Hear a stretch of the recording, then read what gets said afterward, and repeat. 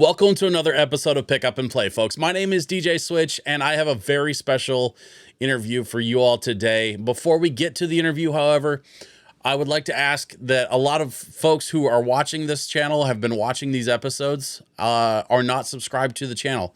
So if you enjoy video games, if you enjoy music, if you enjoy any combination of those two things, I would love to have you hanging out with me. Not only for Pick Up and Play, but I have hopefully some other content in the works in the future for the YouTube channel as well. I would really appreciate if you would consider subscribing to support me and to help me kind of get this channel back up off the ground and running the way that I think it could be. That being said, my interview today is with Adam Koralik, one of the OG video game YouTubers. And as he puts it, we talk about how he fell into a relationship with the Nintendo PlayStation, the Sega Pluto, and some other interesting stories and other interesting consoles that he's been able to interact with in his travels and his adventures. Of course, we also talk about his upcoming appearance in the video game Legends of Boom from my friends at First Moon Games. Legends of Boom is out now on Steam, and we're going to talk a little bit about Legends of Boom later on in the episode. But for now, please enjoy my interview with Adam Koralik. Adam, thanks very much for joining me today, man. I appreciate you being here. Thanks for having me. I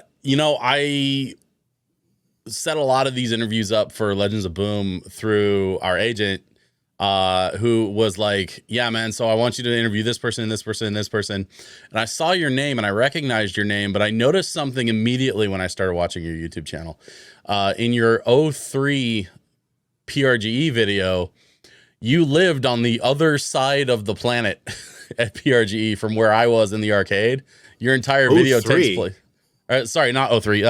2023. We were talking about. I was like, we're old, but damn. My bad. We were just talking about that Netflix movie, and so I kind of had 2003 on the brain. Off camera, everybody, off camera. Yeah. In your 2023 PRGE video, you were like living on the other side of the planet from the arcade, so like we almost never crossed paths. That's the area I spend the least amount of time in. Well, especially when you're busy like emceeing the Blockbuster Championship event, man, that was crazy. Depends on. Gerald puts me to work every year at PRGE. So I'm responsible for babysitting the Sega Pluto, which is not mine, but it's in my custody. It's an unreleased video game prototype console, so they always have me bring that. So I help contribute to the museum section. In past years, as you mentioned, there's Blockbuster is the last one is in Bend, Oregon, and I'm friends with the manager there. Actually, I have her card right here.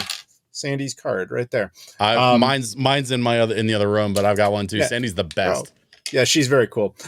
So they had me do some MC work for the Blockbuster Championships, and there's that. Every year, again, there's always just tasks, and then on top of that, I'm also a YouTuber, so that I end up on panels talking about video games and prototypes. And like this year, actually, I haven't even put the video out yet, so that'll be a treat for you.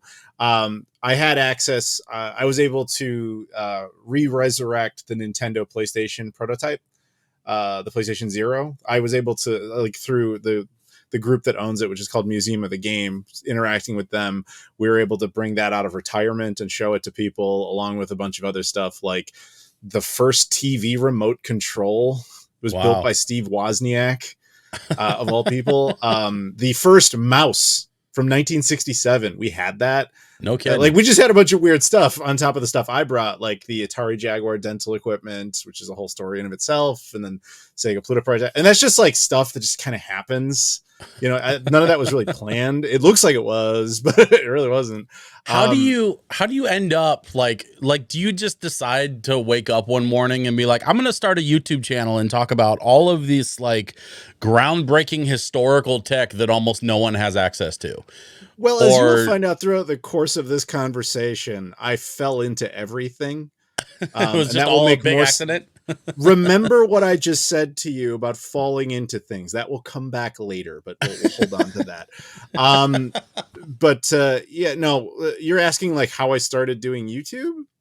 I mean, just like how did you end up in this particularly like isolated niche of video gaming YouTube? Because YouTube, I mean, realistically, anybody can start a YouTube channel, right? But like, how do you end up going down the road that leads you to something like the Sega Pluto or the Nintendo PlayStation or the Jaguar dental equipment? Like, to be honest, I don't know. So like 15 years, I've been on YouTube for 15 years actually. okay. So I'm one of the OGs in retro gaming. Like I'm a dinosaur in YouTube years. Like I should be extinct. It's like AVGN, Gamester 81 and me are like the senior most members of like we all belong in the the retirement home of retro gaming YouTubers. But so basically I was just making the content. My policy on it was always I just wanted to make content that I would want to watch. And like back then I'm still passionate about the Sega Dreamcast, always my favorite console. And back then, nobody really made videos about it. I had tons of Dreamcast stuff, like every accessory for it. Like we're talking weird stuff, like controllers that only came out in Japan, stuff like that. And so I was just making videos about it because no one else was doing this. Yeah. And that ended up kind of propelling me into having some sort of weird career out of it. Eventually Sega themselves starting to want to work with me on things. Like I was involved in the Shenmue re-release and Shenmue 3 and stuff like that. Bigger companies such as Ubisoft, 2K started bringing me to stuff all the time. Like, dude, I got millions of stories. I've been doing this forever. But what ends up happening in the case of your question is, do you remember if, like back in, I guess it would have been 2016 when, or maybe it was 2015, when the Nintendo PlayStation prototype, or now PlayStation Zero, was originally discovered? I do. I didn't get a chance to meet the gentleman that owned it Terry.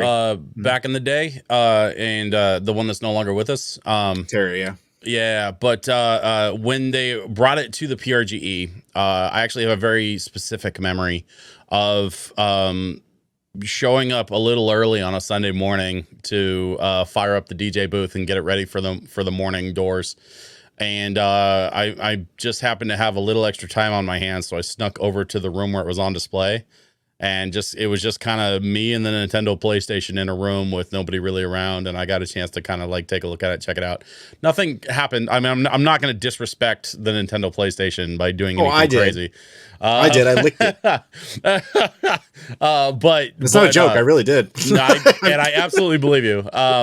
But just like my version of this was like just being in a room with it and being able to be that close to it was kind of special for me. And I wish camera phones didn't suck back then, because like I definitely would have got pictures. Oh, well, you're welcome, because I've been doing a lot of documenting on it. So basically what happened with that is right before that story broke, maybe like 6 months or so, I had randomly made a video about the history of it before it was a public thing. It was just like a video I decided to make one day, largely because I was talking about the Philips CDI. And that might sound random, but the CDI had those Nintendo games on it, the 3 Zelda games, Mario. And so people always want to know why that happened. So you need to know the complete story. Then you need to know, well, by the way, this was the Nintendo PlayStation, and that all fell apart, and that's why you ended up with this. So I was just explaining that story, and I made a video on it. I fast forward to, I think it was summer 2016. I was invited as a guest to a convention in New Jersey called AVGC, A Video Game Con. And Terry was there with the Nintendo PlayStation prototype. It was not the first con it ever went to, but it was one of the first. Okay. I, like everybody, the first time I saw it, like you, I just went, oh my God, there it is. I'm so excited. Right. It's so cool. I asked Terry if I can take photos, and he's just like, yeah, sure. Just, he touches, he moves the thing around, whatever. Doesn't think twice about interacting with me. No problem. I'm done. Maybe a half hour later, and I'm sorry if my camera goes in and out of focus here. We were talking about how bad my webcam is. Look at this. You try to do this to make it focus, and it's like, nah, you're going to be out of focus. All right. And now it's fine. See why?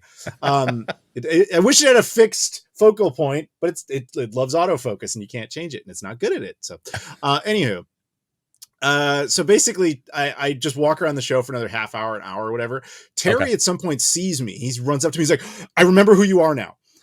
My son and I, when we were trying to figure out what this thing was, we were combing through YouTube, and nobody made good videos about this, but we saw your video and it told us everything we needed to know. And I was like, oh, cool. And he's like, yeah, come over and make videos. You can do whatever you want. And I was like, all right. And so then he let me just do whatever I wanted. We became friends through that. I know. It was great. He was a very nice guy. And we ended up at a lot of conventions together. We were often on the convention circuit together. And so it didn't take Terry. That's just how Terry was. Like, if he liked you, he trusted you. And so he put me in charge of that thing all the time at shows, like not a big deal. To the point where I don't think it's the same PRGE you're talking about. I think you're probably talking about the 2017 show where it was like in a room amongst a few different things as opposed to like the main hall. It was going to be either 17 or 18 because I remember 2019. I think is when 2019 was the big year. Where was it with Go, whatever it was? Go, what's the company's name? There was some big company that supported it that year. 20 I want to say 2019 was the year that Hancock brought his Genesis collection. Yeah, that sounds about right. And I did the same thing with that was it. I did the same thing with his Genesis collection because I was a Genesis kid growing up. So like I showed up a little early on Sunday, and I knew I could get away with it because I got away with it 2 years ago with the Nintendo. So I snuck into a room and took a photo with just me and the complete Genesis collection. And I've shared that photo on this show. If folks want to go back to, I think it was the very first episode of this show. It was my first interview with John Hancock, and we were talking about that experience and how special that was for me. So, the Nintendo PlayStation is another one of those sort of like core memories over the years of working with PRG. Because I worked with PRG for 14 years. And so like there's been a lot of really crazy experiences sort of like that. But as many experiences as I collected over the years with the Retro Game Expo here in Portland, very few are at the very like top of that mountain, like getting to see the Nintendo PlayStation, like getting to see the complete Genesis collection, like the giant controller from last year. That was I was involved in that one too. Like I said, they put me to work at that show. But you were a witness for the Guinness. I was part of the Guinness World Record part of that. Yeah, I played on it too, as for that record. Yeah, because I'm friends with Dan, who owns that. So I got a lot of friends who have a bunch of weird stuff, and then I don't know if I'm just like a natural producer, but I like to bring people together to do weird things that have never been done. Hence this panel where we had all this stuff. So to kind of circle back around to that though, so basically I would see Terry at all these things. Eventually that culminates in PRGE 2019, where he said that was the last show he was doing, and that he was going to be selling it after the show. By that point, I was actually the one like responsible for connecting it to the TVs and everything, because they were just putting like composite cables like into, a modern display. I was like, no, use component and use like a retro tank. Like, let's make it look nice if we're going to display it at a con. But I actually have footage of this. I was the last person that ever played it. And I actually now know that that's still true. Really? Yes. So in 2019, I knew he was going to sell it. And so I filmed footage of me playing it. The last game I played on it was Super Mario Kart, like just for a few, like one lap before I turned the system off and we had to pack it up. So what ends up happening is, he didn't actually take it back with him that night. He handed it over to Heritage Auctions. They took it to Dallas. They ended up selling it in the beginning of 2020, right before the pandemic stuff. It ends up, I'm going to leave some of the details out here because Museum of the Game doesn't necessarily want them all out there, but basically it ends up in their possession. And they've had it essentially because of COVID and not wanting to deal with all of that stuff. They basically kept it in like a vault for like 4 years. So it was never played or anything during that time. And so right before this PRGE, we're talking PRGE starts on a Friday. They messaged me Wednesday night. Oh, no. Yeah, they were like, hey, I don't know who you are, but I see on PRGE's website there's a photo of you holding some of our stuff, because the show that so PRGE, it's funny. So PRGE, I swear, like they just kind of the promo photo they used of me as a guest at the show. They knew I was bringing the Sega Pluto, but for some reason they selected a stock photo of me holding the Nintendo PlayStation.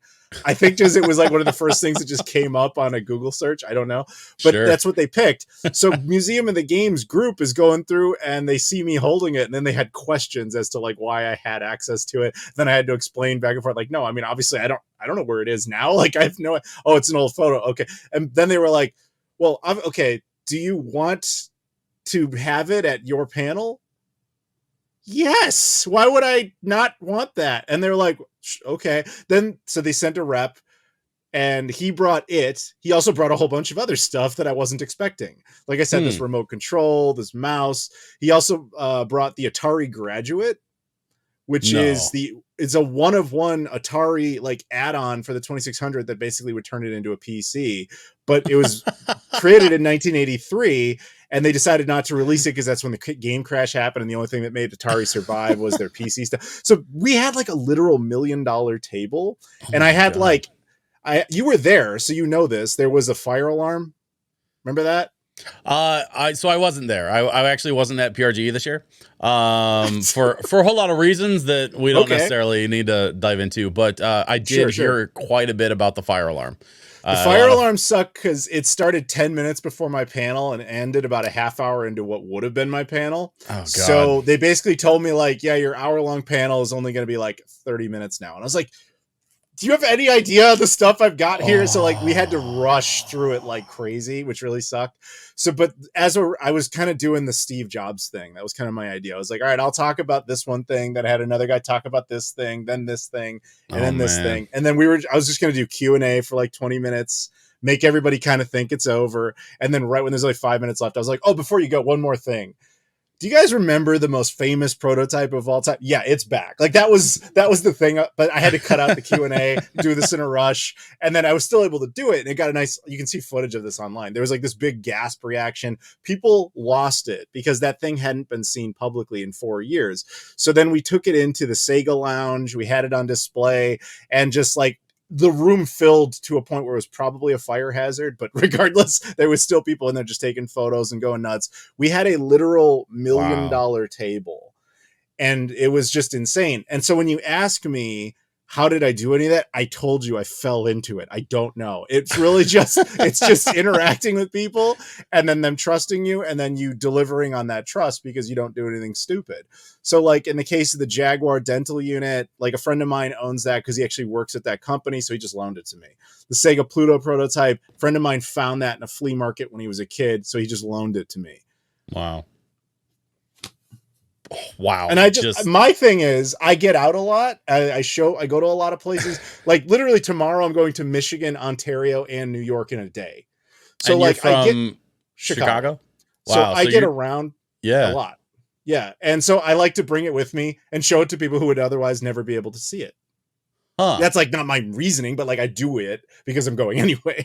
No, I think that's actually really incredible. And so you work with the museum group now that owns it to be able to take it around. The Nintendo PlayStation is back with Museum of the Game. All their stuff is back in their possession. Okay, the only thing I possess, and I'm not the owner of it, is the Sega Pluto and the Atari Jaguar dental equipment. And I have the Jaguar dental equipment. Neither is mine. I wish they were, but neither is mine. It's just I am technically their custodian.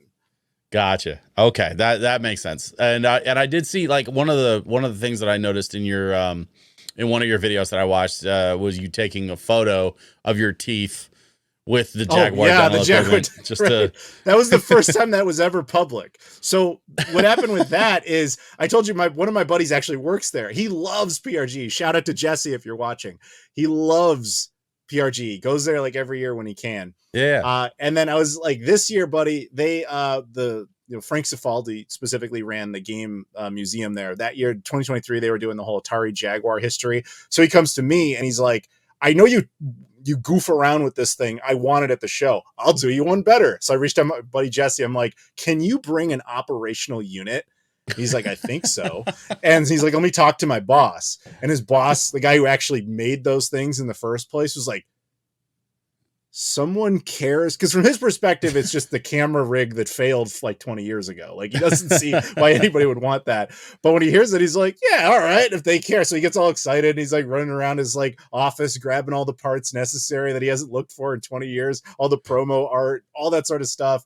Hands it to Jesse, and Jesse drives it from San Francisco up to Portland.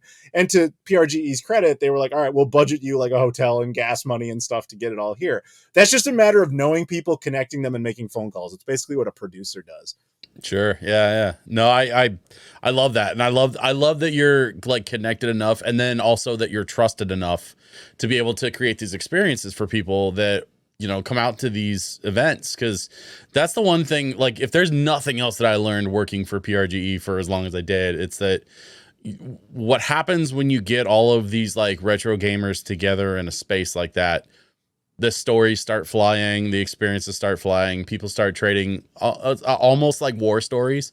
Like I remember when I played this game for the first time, or I remember when I saw so and so set the high score, and it just kind of snowballs. And so, like, after so many years of doing it, you would think that the stories would slow down. You'd think that the interest would die off, but no, as a matter of fact, people like yourself are still creating those opportunities, creating those stories and experiences for people that come out to this retro gaming con, where, like, whatever con or expo or event that you happen to be at. Yeah, certainly try to. That's definitely one of the aims. But then originally, as I said, fell into it. Did I ever sit down and say, I'm going to travel around with a prototype? No. It just was like, well, opportunity struck. I'm taking it. Like the Pluto in particular, I that may end up in Guinness one day as the most well-traveled console in history. It probably actually is. I just didn't bother. I've taken it to 5 continents. It has been to Guam twice. It has been to Saipan twice. Oh my God. I keep a map of it. I actually have photos of it in front of things that are famous around the world. So like, it's a nice mix. I've got a photo of it in front of Abraham Lincoln's grave, but I've also got a photo of it in front of the Goonies house. Like it's been around. That's funny. I've got a buddy that moved a couple of years ago out to Astoria. Yeah. Lives by the Goonies house. He lives by the Short Circuit house. One of his friends turned the Short Circuit house into a Short Circuit themed Airbnb. Actually, I was going to bring that up. You can rent out the house, but you're on top of it. Well done. He's like, yeah, man, anytime you want to like come out and stay, like I'll connect you guys. I'll give you the homie hookup. And I'm like, thanks. It's like a 2-hour drive. So I don't know when I would be vacationing 2 hours away from my house and not, a couple thousand miles, but yeah, I'll keep it in mind. I hear you on that one. Like Chicago's my town. I travel all the time, but if you were like, oh man, drive out to Des Moines, that's like where we're going as a trip. It's like, no, that's not really worth going to. Like, it's only 2 hours. Nah. Nothing against Iowa, everybody. Sorry, I like Iowa. I went to the Herbert Hoover Library. Don't sue me. And absolutely nothing against Astoria. If I'm gonna go to Astoria, I'm just gonna make the drive. I'm not gonna it's very unlikely that I would actually like take the time and spend the money to stay out there for a few days when I live within driving. It's a radius effect. Yeah, right. Exactly. Okay. So and to that end, like you have a second channel where you do a lot of traveling and you do a lot of like eating at different places. Yeah. Oh yeah. For dude, sure. You turned me on to several places in Portland that I wasn't even like, it wasn't even on my radar. That ramen place looked really good. Ramen place is good. Yeah. That J Cafe that you went into where they had the breakfast paninis. That place is open. That's what its value was. Yeah, so with the travel channel, that is something that I just started doing because I was already doing it. Like the trips you see in that video are not made special for the channel. I do that all the time. That's just my life all the time. I thought, why not film it and show people stuff and teach them something along the way? That was a bonus thing. I mean, my main channel that you probably clicked on and saw a little bit of, like that's I've been doing for 15 years. That was never even really my primary thing. Like I used to work for Machinima when they existed. So I was making content for them. Oh, wow. I used to work on Game Society Films or Game Society Pimps. We changed our name over time. Blame Society Films back in the day. Like I've been doing YouTube stuff and been integrated with that for forever. Holy cow. So the travel channel stuff was really just, why not? The editing sucks, but I like the end result. I don't know, man. I think especially with something like what you're doing with the travel channel, it feels to me like it's the kind of thing that would allow for a bit more forgiveness when it comes to certain editing things, because no. I mean, I hate the process. I just hate the process. Got you. But I like the way that you sort of are just sharing your experience, and even if it's not, even if it's not high budget or high graphics or whatever, it's like I don't remember the last time I sat and actually watched a dude like hang out in was it FDR's hometown, the library. Yeah. Dude, like if you told me 2 days ago that I was going to sit there and watch somebody like hang out in FDR's library and that it would be interesting, Like I would have told you you're crazy. Like I got shit to do. I'm busy. I'm not interested in this at all. And then somebody's like, oh yeah, you're going to interview Adam. I'm like, okay. So I go and I check out the video and I'm like, okay, so I'll watch 5-10 minutes of this, get a feel for the guy. 45 minutes later, I'm like, what just happened? This was really fascinating. And I just lost like, half an hour out of my day. What? Sorry about that. Don't apologize, man. No, I thoroughly enjoyed it. And I really want to like recommend that people check out both your main channel and your travel channel. And I'll have both of them linked in the show description notes, of course, because I want people to go and follow and subscribe and check out what you're doing. Now, I appreciate that, especially the presidential libraries, because I'm doing all of them. And I have the misfortune tomorrow I have to go record Gerald Ford's, and there's not much to say. But I'll make it work. It's what I got to do. I think that's really interesting. The idea of touring around different presidential libraries and giving yourself you're giving yourself a destination. Like there's some goal in mind, and you don't necessarily have a plan for what you're going to do once you get there. But the goal is to get there and then just experience the place and essentially, yes, yeah. And so we definitely need to talk a bit more about Legends of Boom and what you've got going on there. But I want to take a quick break. We're going to find out a little bit more about Legends of Boom, the game that's going to be coming up soon from First Moon Games. And we'll be right back with Adam Koralik. Hey everyone, I wanted to just jump in here real quick and tell you a little bit about Legends of Boom coming to Steam November 12th from First Moon Games. Legends of Boom is a fast-paced RTS-lite battle game. Collect and upgrade cards, and challenge both human and AI opponents online, all while experiencing over 4 hours of commentary by a vice-laden puppet sportscaster, Flip Rimrod. Who is Flip Rimrod, you ask? Well, he's voiced by none other than the absolute legend that is Tim Kitzrow, the announcer from NFL Blitz and NBA Jam. I got the chance to play with the demo a little bit, and I really like how the deck draw and board layouts are randomized, so you have to strategize on the fly. It keeps the game interesting, and when matches are only designed to last about 90 seconds, it keeps things fresh after the 5th, 12th, or even 43rd match in a row. In fact, here's a little gameplay from the demo that I recorded just to give you all a taste. Steam Shield takes on Ghost Harpoon. Well, the pirate on my shoulder just said Polly wants a cannon. And you know what that means? It's time to bust out the old peg leg and eye patch, because you're starring in a pirate drag show today at the Pirates Cove. And by drag show, I mean, well, they're going to be dragging pirates' corpses off the beach all day, and one of them could be yours. Pirates Cove, come for the treasure. Stay for the fact that, well, you got your head blown off. Pirates Cove starts now.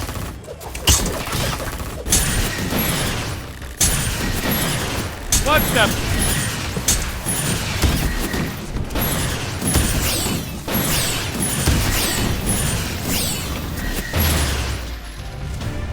All right, nice win. Like the guy in that NBA Jam game said, the nail in the coffin. Hey, whatever happened to that guy, Arnie? Is he dead? The team at First Moon Games is hard at work getting ready for the November 12th launch on Steam. So make sure you check the link in the description to add Legends of Boom to your wish list and check out the demo before its release. And make sure you're following me at DJ Switch PDX on Instagram, TikTok, and Facebook for more information and interviews around Legends of Boom in the coming weeks. Now, back to the show.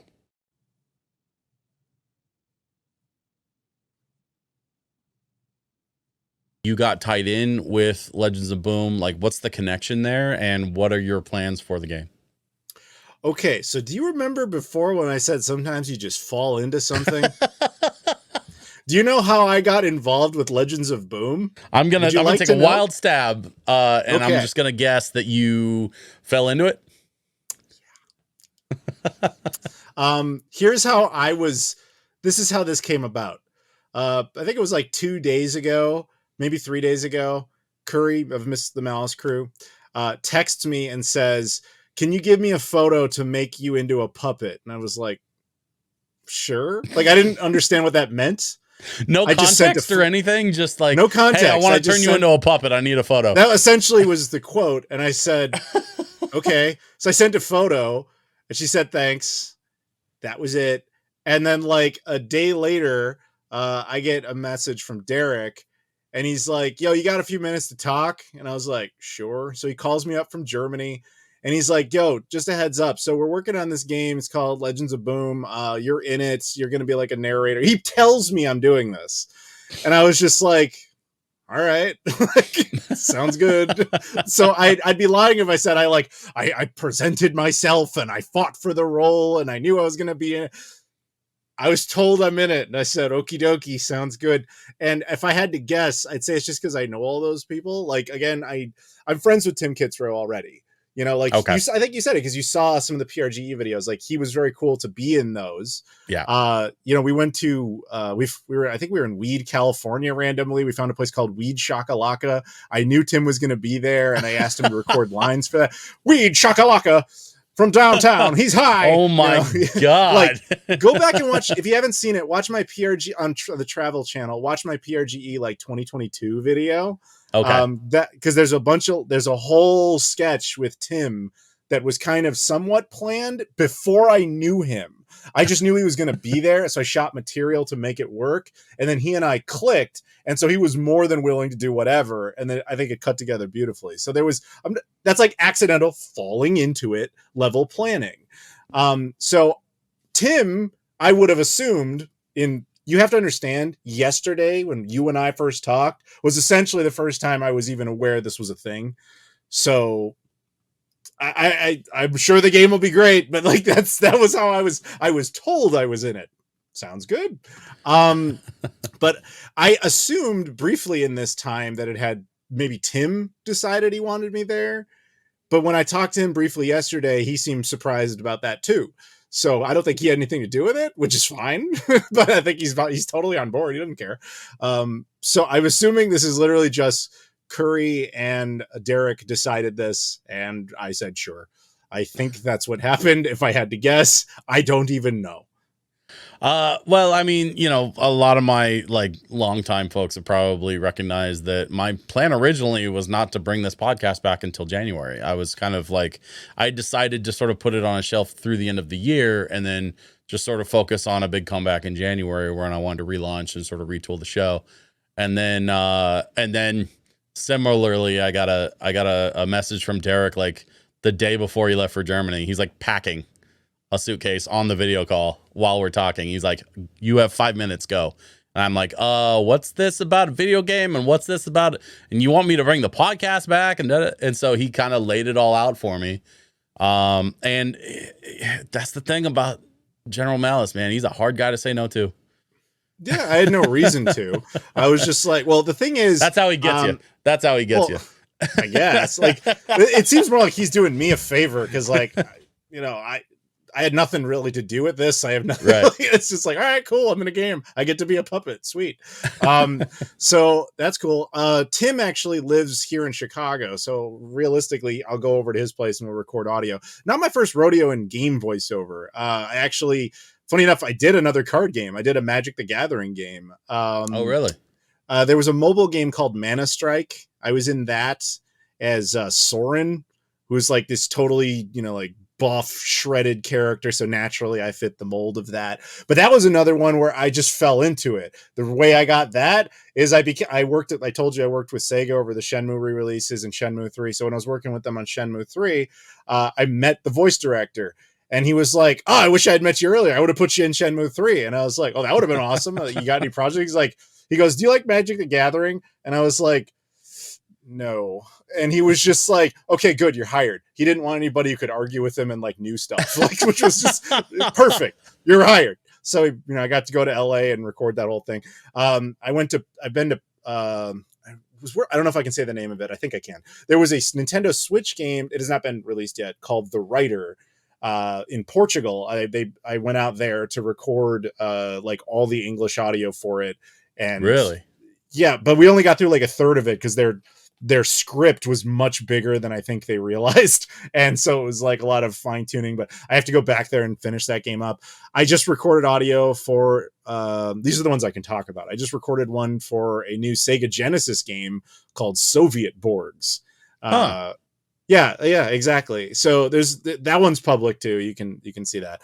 But yeah, I like doing stuff like that. So this is where I would say, oh, maybe that had something to do with this. But then in talking to Derek, I realized he didn't know any of this. So you just fall into weird stuff, and it's fine. It's So fine. you It's fine. You Just happen do to it. have It's all this fine. voice acting experience no one knew about, and it's like, Still oh, by the nobody way, knows. Here's the funniest part about that. If you go to my IMDb, none of that is there, but it says I worked on The Witcher 3, which I had nothing to do with. I think that's one of those games that, like, if someone wants to accuse me of having worked on Witcher 3, I'd be okay with that. Like, I would just, I'm totally fine with that. I would let that live out in the world, even if it weren't true. I actually, the funny part is, if I wanted to remove it, I can't. Whoever put it there wasn't me, so I have no authority to like submit to IMDb and say it's wrong. So it's fine. It's fine. We live in a weird world. What can I say? Yeah. Fell into it is all I'm trying to say.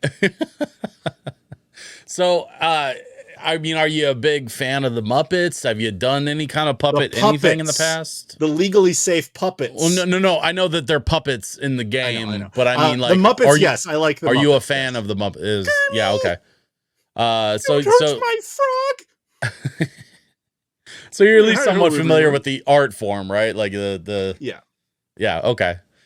So how do you feel about becoming a puppet for Legends of Boom? Do you have anything planned that Legends of Boom fans can look forward to, as far as like how like what your delivery is going to be, what your character is going to be like? I'm going to have to take some time to study that, because like you have to understand, at the time of this recording, I haven't even seen my puppet, so that's going to help me kind of formulate a character out of it. I assume it'll be a very parody version of me. Like, if I didn't know me and I wanted to parody myself, how would I come off? And I think that that's probably going to be my mindset. So hyper caffeinated, probably a good start. Tad eccentric, always tells kind of what seems like an irrelevant story that comes back around and actually makes sense in the end. Sure. So, maybe coming off as a little arrogant, but really not, because you're very self-depreciating. Something like that. Yeah, I have several of those same problems, so I completely get where you're coming from. But it's funny, the conversation I had with Hancock about the sort of puppet version of himself. We talked a little bit about like Holy Moly and how they do kind of a straight man, wacky man thing. I'd be really interested to see what your version looks like opposite Tim Kitzrow's Flip Rimrod, right? Sure. So like you're talking about that Steph Curry show? Yeah. So, but like, I'm curious what your version of a like a co-announcer or a co-shoutcaster would look like opposite Flip Rimrod, right? Like with John, it's all about, keeping it straight, keeping it business. That's what sort of like elevates the comedy coming from Tim. I almost imagine your version would be the opposite of that, where with the over caffeination and the long stories, like it's almost like Flip is gonna have to like hang on and try to keep up with you. It depends on the scenario. Because so what I mentioned before, I did a YouTube channel called Game Society Pimps or Game Society Films, and we did a lot of comedy narration and stuff. I have a tendency to, in those scenarios, I feel Tim is the alpha, so you let him be the alpha. Like, I know that going in. So my general philosophy on that is, in that comedy grouping, is you feed them scenarios that they have better jokes on, and you make a sarcastic quip about it. Usually that's kind of my approach, because I'm not the alpha in that dynamic. If it was Hancock and me, I'm probably the alpha because I'm more energetic and I'm less concerned with a happy-go-lucky family image. Sure. AKA, I don't give a fuck. Like, that's just but the thing is, I'm here to make them happy, make content that's entertaining, that they're happy with. But I also recognize the simple reality that Tim Kitzrow is your selling point. He's Tim Kitzrow. It's also a professional at that. He's also a very funny guy when you actually spend time with him. So I don't, basically, he doesn't need us. He wants us. There's a difference. Right. And so my goal in that scenario is to make him look even better than he already does. So the best thing I can do in my commentary is come up with creative scenarios based on the content in the game that I think are worthwhile to kind of point out and give him, think of it as, to use an NBA Jam thing, sporting ball, give him an assist and then let him kind of slam dunk it. Boom, shakalaka. Right. I mean, that is definitely, I think, the right approach. But if I may offer a suggestion, just a slight tweak to your approach there. When I open for Sir Mix-a-Lot, the third time. Name Casual, drop. If you casual look name down drop. there, Yeah, you sorry, found sorry. one. Let me pick that up. I just Let me happened go to pick drop that it. up. You dropped a Yeah. name over there. Yeah. But I promise it's relevant. So folks that haven't completely turned me off for dropping that name, I promise this is going somewhere. By the third time that I played with him, you know, it started to really occur to me that like absolutely nothing that I was going to do behind the turntables and absolutely nothing I was going to do in between the opening acts as a DJ was ever in a million years going to overshadow the fact that he was Sir Mix-a-Lot, right? People are going to be there to see Posse's on Broadway. People are going to be there to see Baby Got Back. And he's going to deliver that because he's a legend for a reason, right?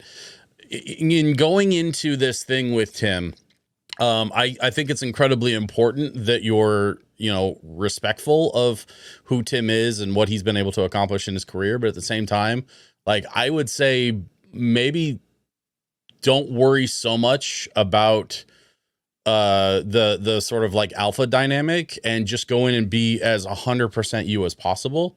Because at the end of the day, like you said, he's still Tim Kitzrow.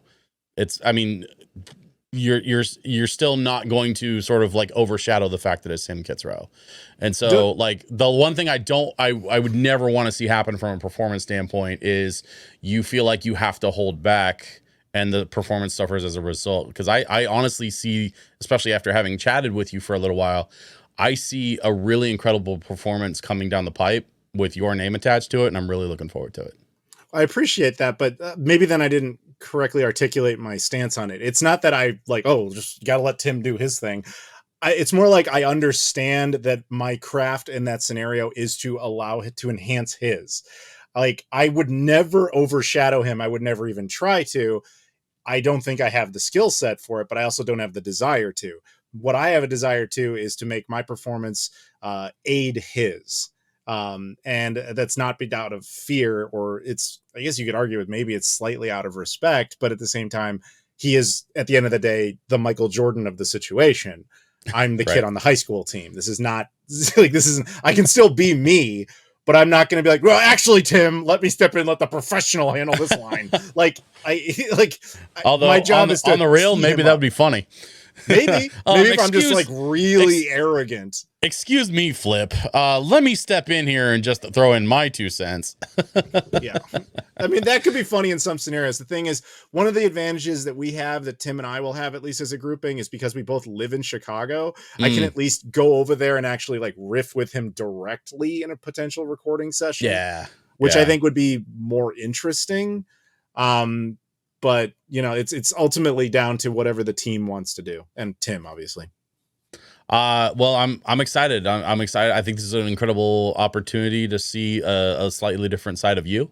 And you know, when you have somebody who's as incredibly talented as Tim is, like seeing different personalities sort of play off of what he's created with Flip in the game Legends of Boom is like it's so fun to watch this kind of unfold in real time and be able to get a chance to sit down and chat with folks like you to be able to like get the inside scoop. Yeah, the big inside scoop of, oh, I fell into this, but yeah, all right. Hey man, sometimes that's a complete story in and of itself. No, it is. It's a great one. It's just, okay, I guess I'm in this now. That's cool. Well, Adam, thank you again so much for taking the time to like hang out today to sort of fill us in on what's going on with Legends of Boom, and of course to talk about your YouTube channels. Can you let the folks know where to find you, where to follow you online, and what would be your recommendation for the best place to start when they're going to start watching your videos? I would say if you're at all into video games, which you probably are, probably into Legends of Boom, hence you're watching this, follow me on my main channel. That's going to be a lot of retro gaming content, talking about the history of video games. You get my personality. You don't really get the comedic side of me over there, except for an occasional sarcastic quip, because I'm really just bantering with myself. Right. So that's one thing. The travel channel is more informative, funny, educational, kind of combined, and you see me riffing with other people. I would say start with those 2 areas. So the links will be in there. I'm also available on, you know, Twitter, Instagram, Facebook, Discord. I have my own server. You can, it's free to join, Patreon, all that sort of normal stuff. It's just Adam Koralik pretty much across the board. But yeah, no, I'm really looking forward to working on this game and helping to aid with that, because I mean, even though I know I've been saying over and over again, I just fell into it. It is a serious honor. Like, it's not like he came to me at any point. I was like, no, like, I'm not interested. Like, dude, awesome. Right. Like, the reason I would never have gone out and searched for this is because this did not seem attainable. The idea that, first of all, that I'm now friends with the guy who voiced part of my childhood, and now I'm get to be in a game with him and do commentary directly with it. Like, I actually, I'm gonna be honest with you, I texted some of my cousins and they were like, dude, fuck you. Like, like that's not something you should be allowed to do, to the point where I actually had, so the other day, my cousin's a teacher, and she was like, I want you to come teach a day at my school, because I have a bunch of students who are all on what we call unorthodox career paths. And I see you as the most ridiculous example in our family that nobody can explain. So I want you to come in and do that. And part of it was like, you make videos and you can get to voice video games. Literally that day is when Derek's like, oh, you get to be in this game now. So I texted her and she's like, what the fuck is your life? And I was like, so I guess I would say out there, I'm very honored to be part of Legends of Boom, and I do hope people enjoy it. I hope people look forward to it. I hope my puppet's awesome, and I suggest, if the art team is still working on it, put maybe a little jonesing hand of coffee in his, just spilling a little bit or something. I think that he should have that. But I hope very much that people look forward to seeing all of us and our collective, shall we say, talents work together on this game and just make it be everything it can potentially be. I'm really, really looking forward to it, man. Thank you so much for hanging out today. Thank you for having me.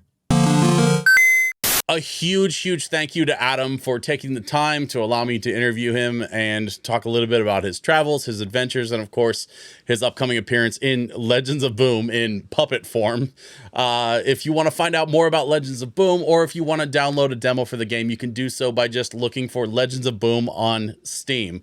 My friends at First Moon Games have been hard at work trying to polish this thing up and get it ready, and by the time you're seeing this, it will have been freshly released into the wild.